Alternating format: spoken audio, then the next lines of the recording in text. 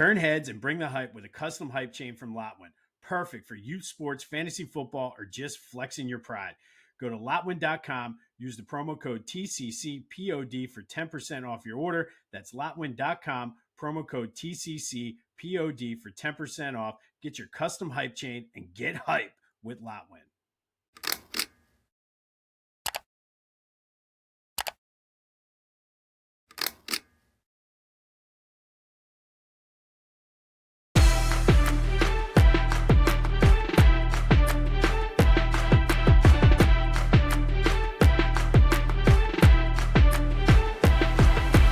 What's up, everyone? Welcome to this day in Philly sports history for November 4th, 2025. I'm your host, Jim Montgomery. Welcome to a Tuesday edition of the podcast, an Election Day Tuesday. Go out and vote, even if there's not a lot going on, like how in my local municipality, all those local elections matter. So go out and vote and exercise your right. All right. Today is Tuesday. That means it's time for a little motivation / positivity.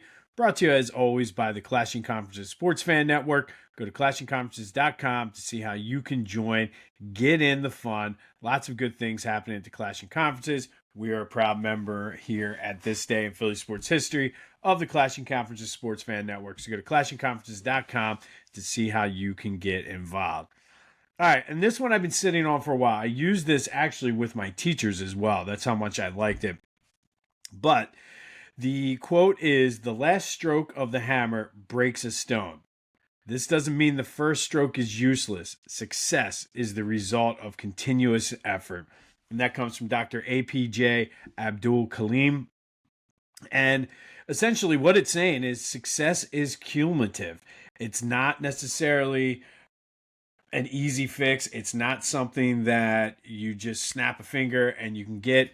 It is the result of your hard work. And I think oftentimes we get lost in the instant gratification and wanting things now and forget that sometimes persistence pays off, whether it's in work, whether it's in relationships, whether it's your personal goals, whether it's training a dog.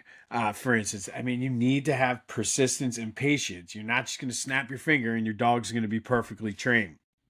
So we often lose sight that the process itself is important, and a lot of times give up too soon and don't do things that we perceive as hard. And I like this kind of subquote to this, or it's not from the same guy, but if it was easy, everybody would be doing it. That's why not everybody will start a new workout. That's why people will doubt you, because it's easy to sit on the sidelines and bash somebody for trying something different or going outside of their comfort zone. So the takeaway from this is keep working hard, keep persevering, celebrate the small wins. And I'm not saying moral victories, but small wins, because those small wins will add up to the end result. Just like that hammer, the first stroke is not going to break the stone, but that last one will. But it took that first one and every single one in between to get the job done. So don't go out and expect instant gratification. Know that put the hard work in, put the effort in, be persistent, persevere, all of the other buzzwords that go along with that, and you will be successful. And truthfully, celebrate those small wins. There's nothing wrong with celebrating progress and growth toward a goal. So remember, as you go through your weeks, the last stroke of a hammer breaks a stone. Doesn't mean the first one is useless. Success is the result of continuous effort. So go out, seize the day. And as a little side note, it's November 4th. A lot of people say, well, the holidays, I'll start something new. I'll start this. Now, put in some of those small hits on the stone now. Start today. Give yourself a good head start. So by the time January 1st comes around, you're already ahead of the game. And maybe it'll help guide you through the holidays with either a workout, whether it's a job or starting something new. Just because it's November 4th doesn't mean you can't start something new today. So give yourself that head start, because the first stroke or the last stroke of a hammer breaks the stone. Doesn't mean the first one is useless. Success is the result of continuous effort. Choose today to go out and put that effort in. Hopefully, this is something you can take with you as you go through your weeks. This has been Tuesday Motivation / Positivity, brought to you by the Clashing Conferences. Go to theclashingconferences.com for details on how you can get involved. Trade deadline is 4 p.m. today. Howie was active again yesterday. Woke up to this, got the message as soon as I was done recording yesterday's podcast. But Jalen Phillips from the Miami Dolphins is coming to Philly for a third rounder. Vic Fangio loves him. Certainly adds some depth. He is familiar with the system, so should be able to go out and play on Monday night. Haven't heard anything specific, but I really like this. John Clark interviewed him at the airport. He's very eager and excited to play in Philly. Might be a steep price, but the Eagles will have.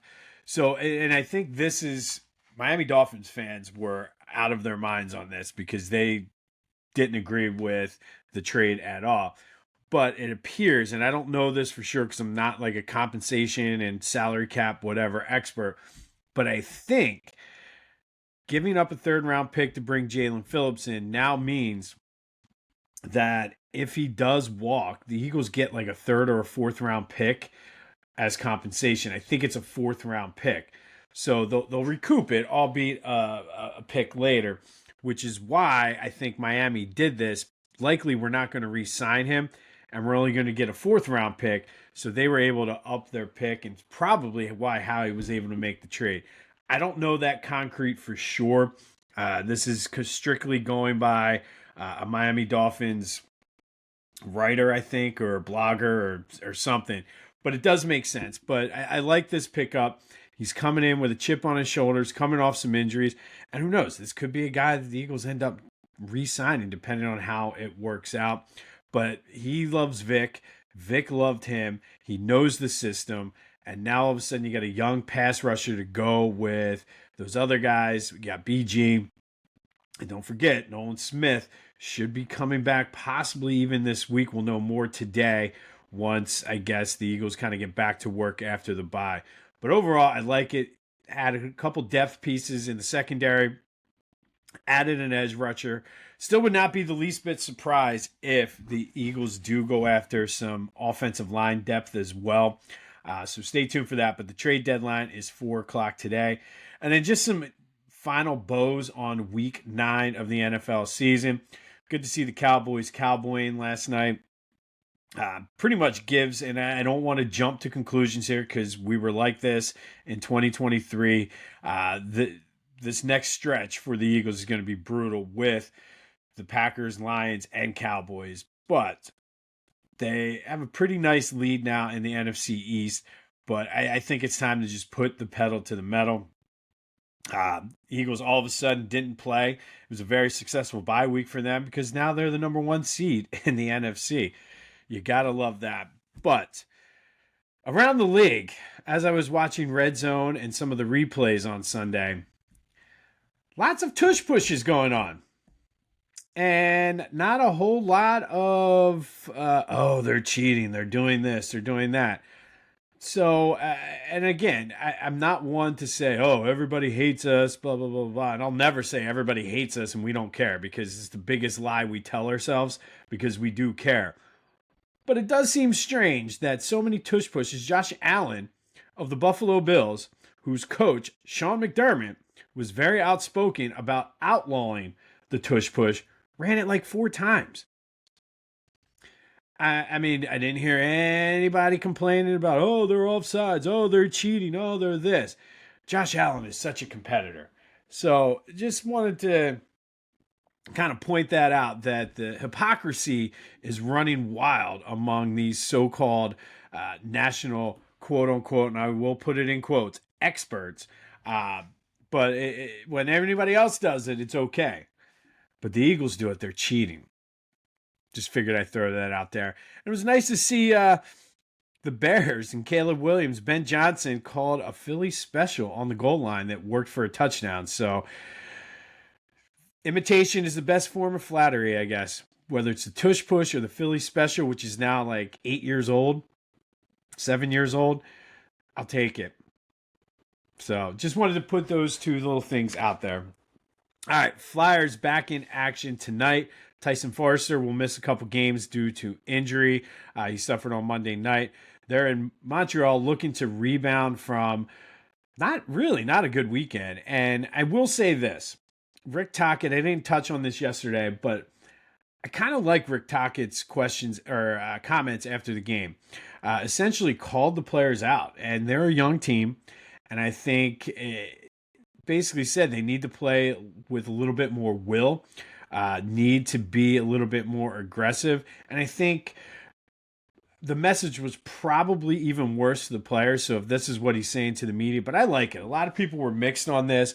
I don't think you can go to that well too often for fear of losing the team. But I do think with a young team, calling them out like that, because I saw parts of both games, and he was absolutely right. They had no offense going, no sort of will to try to score. So kudos to Rick Tocchet early in the season, especially with the way the team had been playing, for calling those guys out. And then go to the hardwood. Sixers are out in Chicago in a big early season matchup against the Bulls. Bulls have a similar, if not the same record as the Sixers. But the big news is Jarrett McCain will likely make his season debut tonight. Looking forward to just adding him to the mix and seeing how it goes.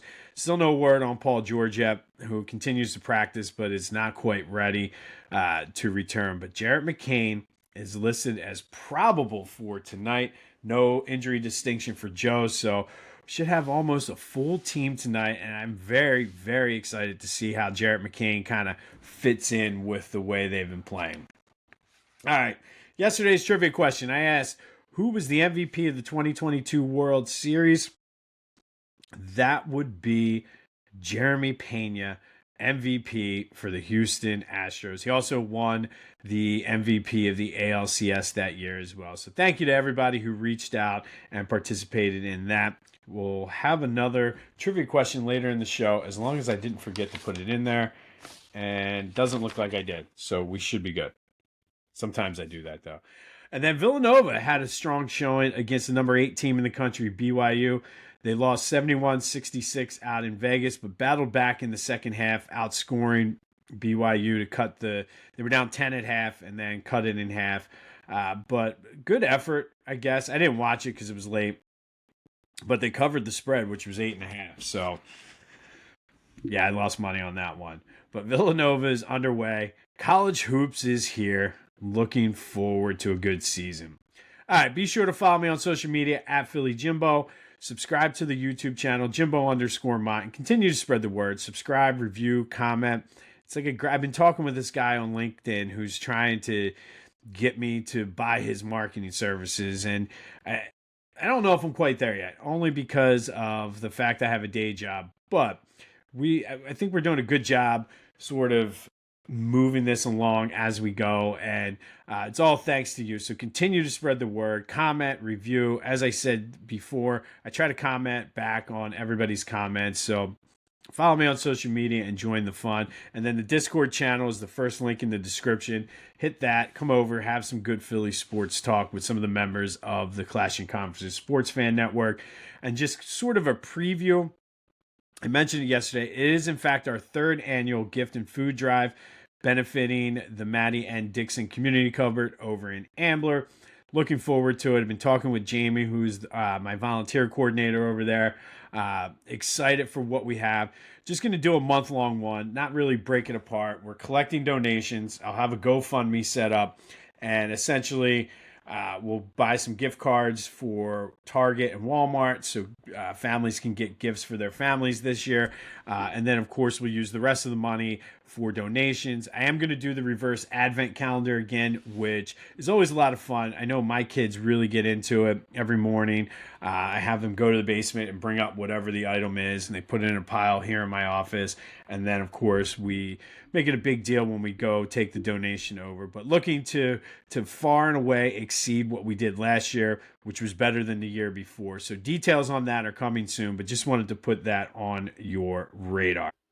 Want to show off your Philly pride without saying a word? Philly Goat has you covered. From tees, hoodies, shoes, and hats, their gear screams Philly louder than an Eagles fan at the vet. Whether you're tailgating in South Philly or trying to flex down the Jersey Shore, do it in style. Hit up phillygoat.com, use the promo code Jim Montgomery, and get 10% off your order. Philly Goat, because being Philly ain't a choice, it's a way of life. Go Birds! All right, November 3rd. First, we're going to go all the way back to 1967. Flyers beat the Canadiens 4-1. Leon Rochefort scored his first career hat trick, and it happened to also be the first hat trick in Flyers team history. Starting in goal, though, that day and making 33 saves for the Flyers was Bernie Parent, who got his first win as the Flyers goaltender on his way to a Hall of Fame. Two-time Stanley Cup champion, two-time MVP of the Stanley Cup playoffs. So on this day, lots of firsts for the Flyers as Leon Rochefort got his first career hat trick, which happened to be the first hat trick in Flyers history, and Bernie Parent getting his first win as Flyers goalie. Fast forward to 1972, and we go back to the ice. Flyers beat the Sabres 5-3. Bill Barber had 4 points, including his first career goal to go along with the 3 assists. Bill would score 419 more in his Flyers career, and to this day is still the Flyers' all-time leading goal scorer. Going then to the gridiron, 1990. Eagles beat the Patriots 48-20 at the Vet. Randall Cunningham had himself a day, 240 yards, 4 touchdowns, also added 124 rushing yards and a touchdown. His passing touchdowns, 2 of them to Keith Jackson, and then 1 each to Fred Barnett and Calvin Williams, who I love them as receivers for the Eagles. Anyway, Heath Sherman also added 113 rushing yards. It was only the 5th time in the Eagles' long team history that they had 2 running backs go over 100 yards in the same game. First time since 1978, and we all know the last time we saw our Eagles play, 2 guys, Saquon Barkley and Tank Bigsby, also went over 100 yards for them. It's happened a lot of times in between that, but only the 5th time on this day in 1990. Also in that game, Mount Holly, New Jersey, and Philadelphia Sports Hall of Famer Irving Fryer caught 4 passes for 115 yards and a touchdown in front of his friends and family. Seth Joyner added 2 sacks in this game as the Eagles dominated the Patriots to move to 4-4 on the season. And then a big day in Phillies history in 2004. On this day, they hired Charlie Manuel as their manager, replacing Larry Bowe, who was fired about a month prior. Much to the dismay of a lot of fans and media members who wanted Jim Leland to be the manager, but it did appear that Ed Wade, his guy the entire time, was Charlie Manuel. They did, in the media, I was reading the newspaper, the Daily News ripped the Phillies for called him a country bumpkin, not the right man to fit in Philadelphia. Basically, any negative stereotype, any negative comment you can make about Charlie, the media and a lot of fans made. I remember saying, hey, he was good when he was in Cleveland. Jim Leland, I would have been happy either way. But Charlie did his best to silence the doubters. All he did was go on to win 780 games, most by a manager in Phillies team history, 5 division titles, 2 pennants, and of course, the 2008 World Series championship. So not bad for a country bumpkin and a mistake, as the people in the Daily News called it on this day back in 2004. That does lead to today's trivia question, though. Charlie Manuel is top on the Phillies all-time managers list with 780 wins. Who is second? Who has the second most wins as a manager in Phillies history? Hit me up on the Back to the Future voice and text line, 267-495-8531. Discord channel, any of my social media. But I think I might start doing, might have a contest coming up. I'm just kind of thinking about that. Maybe there might be a Philly Goat shirt in somebody's future with these trivia questions. But who is second on the Phillies all-time manager wins list? And then our last event of the day, 2009, Pedro Martinez and Chad Durbin gave up 7 runs in the first 5 innings, and the offense struggled as the Phillies lose Game 6 and the World Series 7-3 up in New York. Ryan Howard did hit a home run. However, struck out once, breaking Willie Wilson's record for most strikeouts in a single World Series. Ryan struck out 13 times in the 2009 World Series. Willie Wilson, of course, the Philly tie there is he did it in 1980 against the Phillies. Ryan is off the hook, though, because that record has since been broken by Cody Bellinger, who struck out 17 times in the 2017 World Series. And then finally today, our 2025 Philadelphia Sports Hall of Fame inductee spotlight is on the 1925 Hilldale Club. They were based out of Darby, PA, also known as the Hilldale Daisies, Darby Daisies, lots of different names, but they were a Negro League team based out of Delco. That 1925 season, they went 53-18-1. They were the Eastern Colored Division champions. It was their third straight division, or I guess conference division, I'm not sure how they worded it, title. They went on to the Negro World Series where they beat the Kansas City Monarchs 5-1. It was a best of 9 series to win the Negro World Series. It's the 100th anniversary of the great Hilldale team. For the series, they hit 300, but the pitching was outstanding too. 1.5 ERA in the World Series. There are a lot of Philadelphia sports and Major League Baseball Hall of Famers on this team. Judy Johnson, who hit 329 that season, is in both the Philadelphia Sports Hall of Fame and the Major League Baseball Hall of Fame. Biz Mackey, who hit 348 in the season and then 360 in the World Series, is in both Halls of Fame. Louis Santop is also in both. And Ed Bolden, the founder of the Hilldale Daisies, is also a Philadelphia Sports Hall of Famer. Very excited to see these guys get honored.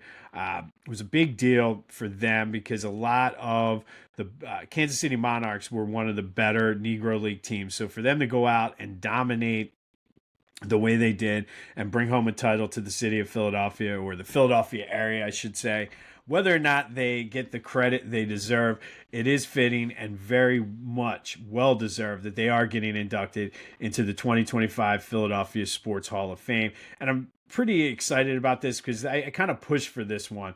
I don't want to necessarily, I'm not sitting here tooting my own horn, but this is one of those teams that I think I've learned a lot about over the past few years since doing this podcast. And I totally feel that we need to honor and have them all in where they need. And I apologize for the alarm going off. Not sure what's going on, but the 1925 Hilldale Club is today's 2025 Philadelphia Sports Hall of Fame inductee spotlight. On this day in 2009, Phillies lose the 2009 World Series. In 2004, Charlie Manuel was hired as manager, much to a lot of people's dismay, but he would go on to have a successful career. Don't forget the trivia question: who is second on the Phillies all-time manager win list? 1990, Phillies beat the Patriots 48-20 at the Vet. 1972, Bill Barber with his first career goal. And in 1967, Leon Rochefort had the Flyers' first hat trick. Also happened to be his first of his major league career. We'll have more on any last-minute Howie Roseman trades. Of course, the Flyers and Sixers updates tomorrow. It's What If Wednesday, so stay tuned for that. And then, of course, the last stroke of the hammer breaks the stone. That does not mean the first stroke is useless. Success is the result of continuous effort. So as you go through your weeks, go out, be resilient, put in the work, and know that you're doing right. And if you can, don't wait until January 1st to start making changes. Start today. Doesn't have to be a Monday. Doesn't have to be a new year. Go out and start today. This has been This Day in Philly Sports History for November 4th, 2025. My name is Jim Montgomery. Go have yourselves a Tuesday. Don't forget to vote. And until next time, I'll see you when I see you.